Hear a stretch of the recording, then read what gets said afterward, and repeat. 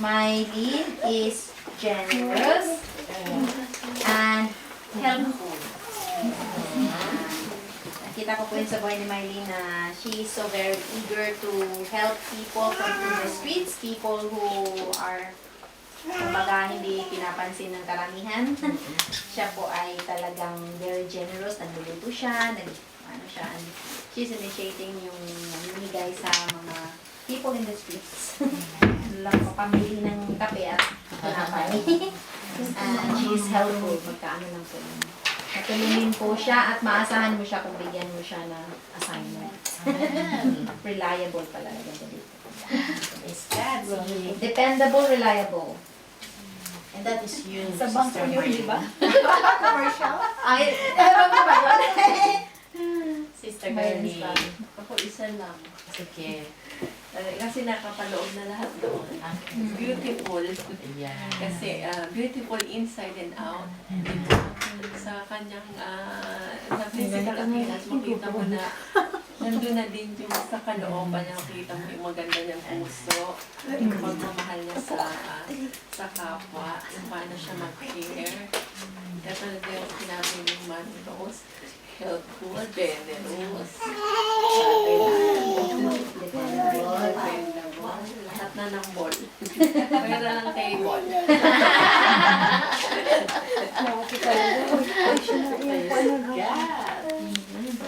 Sister. Sabi po natin kay Sister.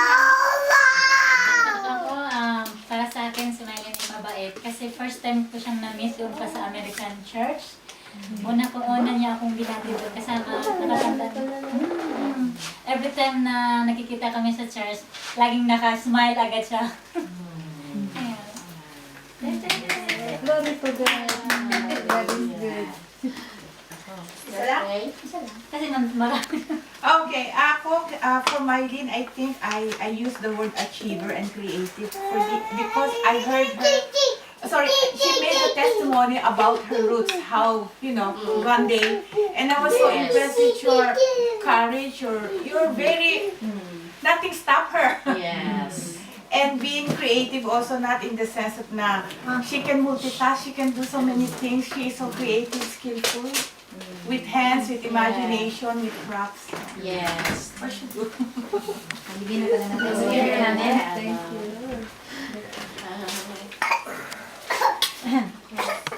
Sister Linda.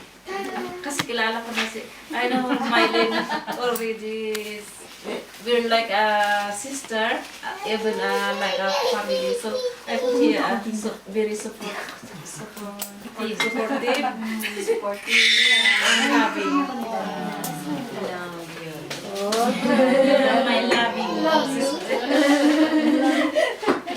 Even you're not welcome to your house, I will come. We're always joking. Why you come? I didn't do that. Just suddenly they're coming also. I'm in the window and then suddenly brother guy. Oh no, why are you here? Gå hjem. The same thing that when I came also to her birthday, I was not even invited. She said, "Why are you here? You are not invited." And that's okay. Still, I'm there, presenting myself. Kaya nawaan mo si Mylene. Hindi naman kita imbitahan ka papunta. Okay, Sister Anna. Mylene, du har veldig omting som. Bare omting som. Spell någonting. Ja, thoughtful. Kasi omting som in the way that you always thinking of the needs of others. Kaya kung lagi mong inisip kung sino yung matutulungan mo, hindi ka nanghihingi ng kapalit. And du are really friendly. Kahit hindi mo kilala, hiningitian mo. So that's the smile from our God. Glide that. Thank you.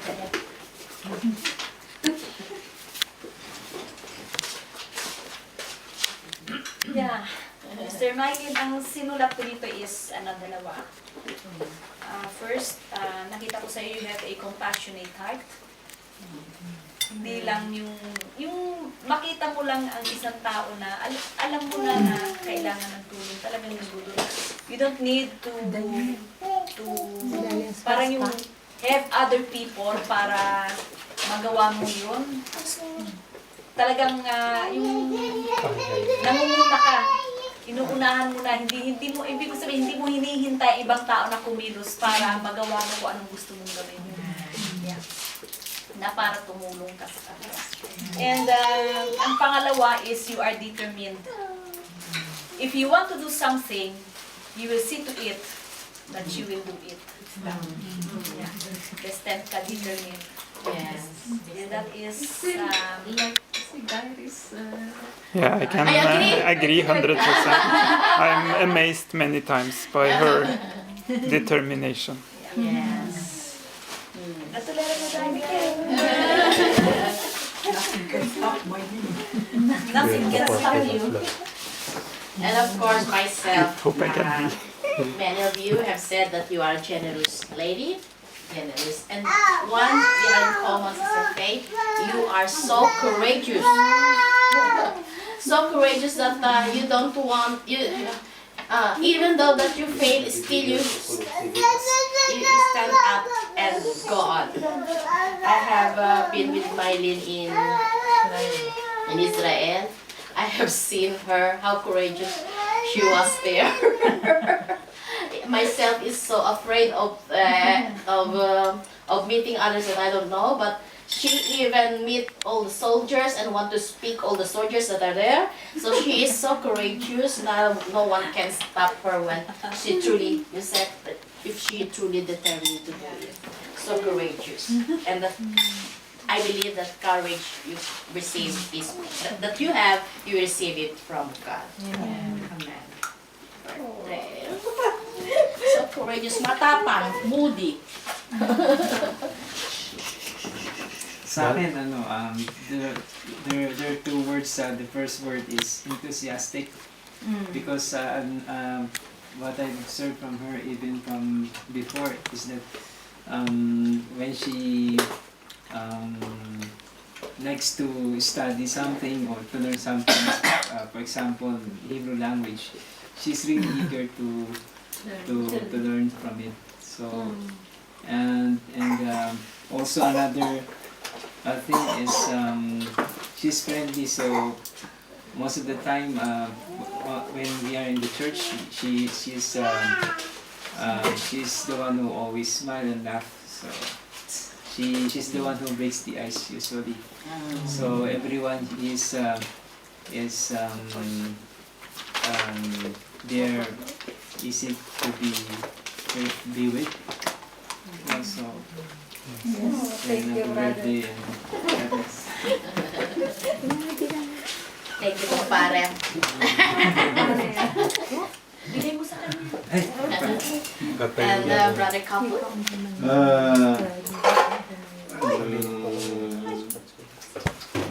Mylene er pålitelig, inkluderende, fornuftig, ærlig, åpen og direkte.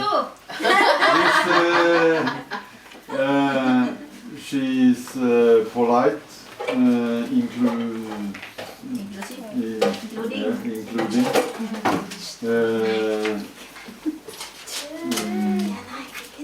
Very good knowledge and very presentative. She have many good opinions. Very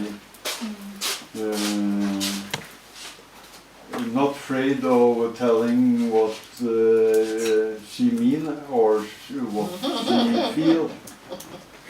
Is very encouragement for me that she is so honest and straight, telling what she feel or mean or the experience she have from the Filipino life.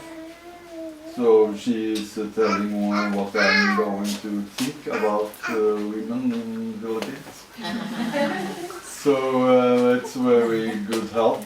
It's very open and honest and reasonable. So she's very good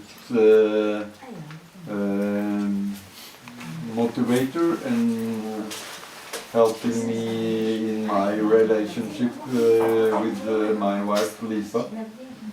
So and she is a very good cook. There's many food it's waiting for us in the kitchen. It's very good making food, dinner and everything. Thank you, Brother Kato. Yes, thank you.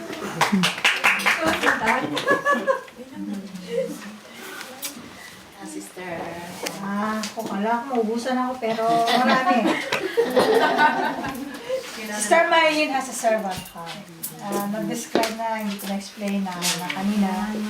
And she is faithful and firm kahit sa kanyang decision and even in her faith. So, that's my 2 points. Happy birthday. And I will never forget you kasi ka-birthday siya ni nanay. Oh, happy birthday kay nanay.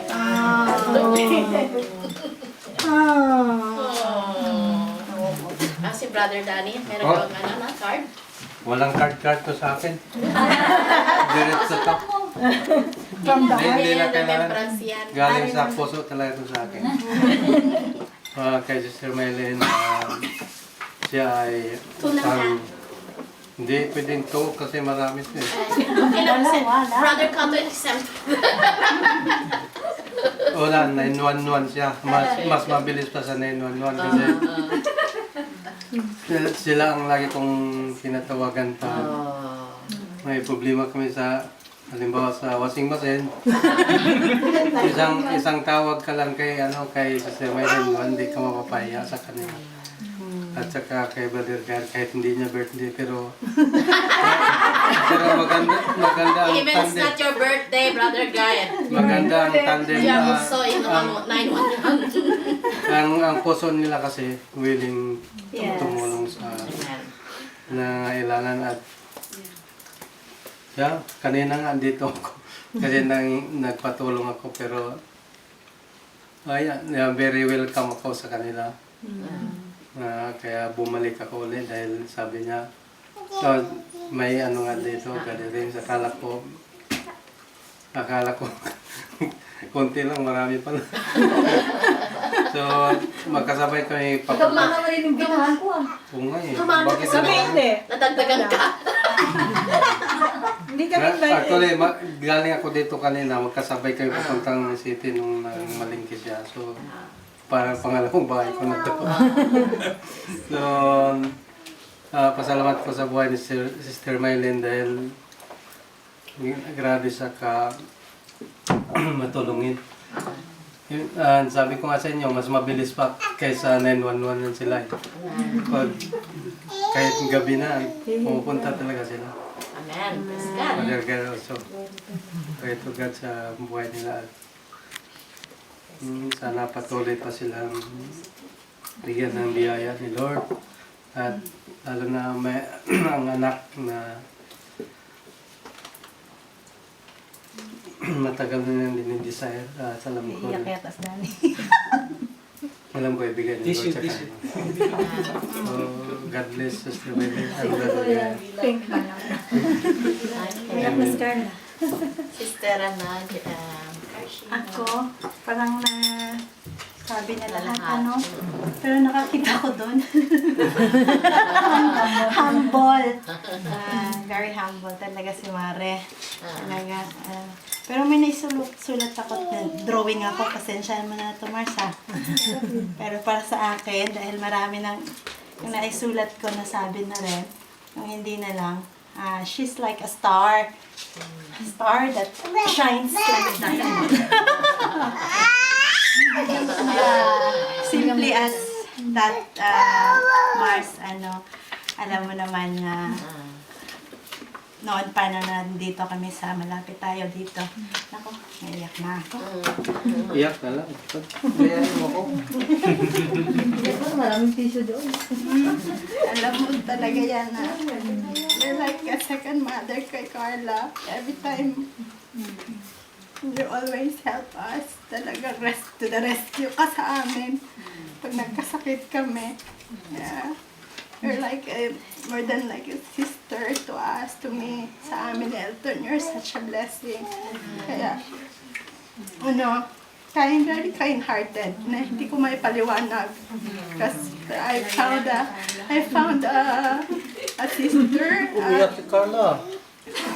She treat Carla like her own talagang.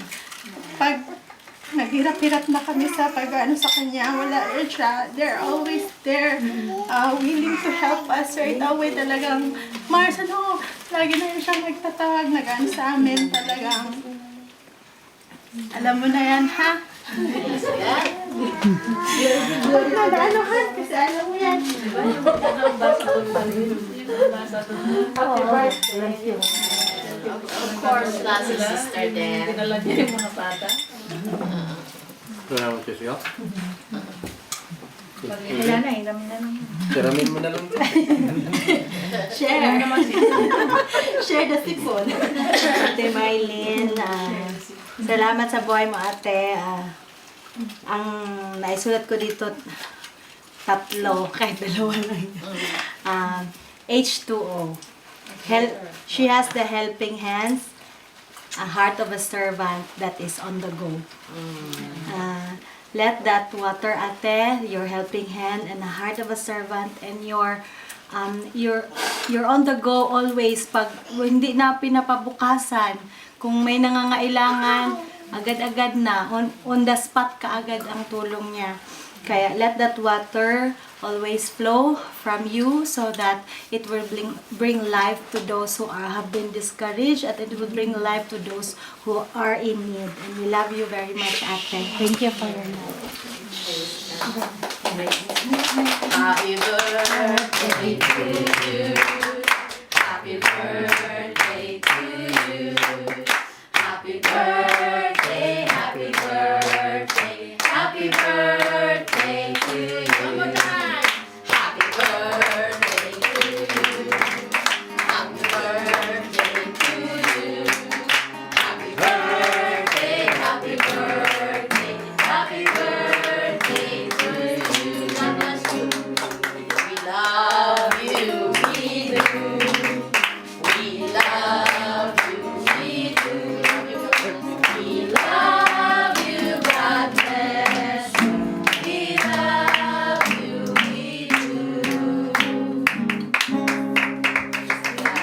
Before we go on, so Sister Leah can pray for you first. Sige po, let us pray po for Mylene. Hallelujah. Purihin ka po, Panginoon, sa buhay ni Sister Mylene. Patuloy ka po maluwalhati sa kanyang buhay at maging sa lahat ng kanyang ginagawa. Alam ko po, Panginoon, nakikita po ninyo ang kanyang puso. Nakikita po ninyo ang lahat ng kanyang mga ginagawa and every single God and every everything. Because she is your installing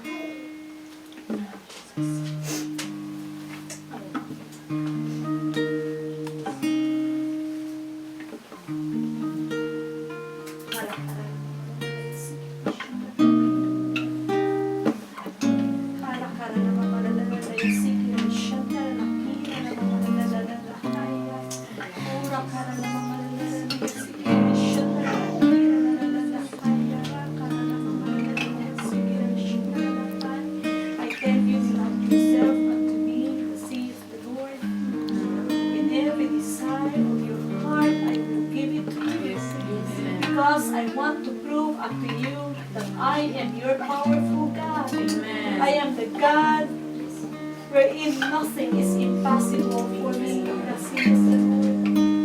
Remain faithful unto me. Remain pure in your heart. And I will do great and wonderful things in your life.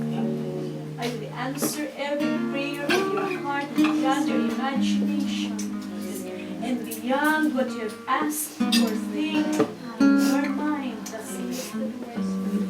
Because I am pleased with you. I am pleased with your life. Thus says the Lord. Maraming salamat po, Panginoon. Tunay na isang pagpapala Sister Mylene sa amin. Nakita po namin kung gaano po ang kanyang paglilingkod sa inyo. Makita man o hindi makita ng ibang mga tao, nandoon ang taus-pusong paglilingkod sa inyo as a kapwa. Patuloy po siyang pagpalain sa lahat ng areas ng kanyang buhay and body, soul, and spirit. Continually increase her, Lord God, in the mighty name of Jesus.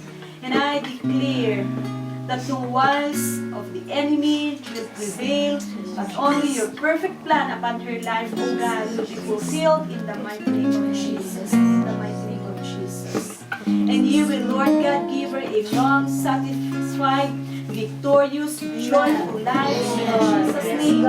Together with God, in the mighty name of Jesus. In the mighty name of Jesus. Will increase, Lord God, the knowledge and wisdom that comes from you in Jesus' name. In Jesus' name. In Jesus' name.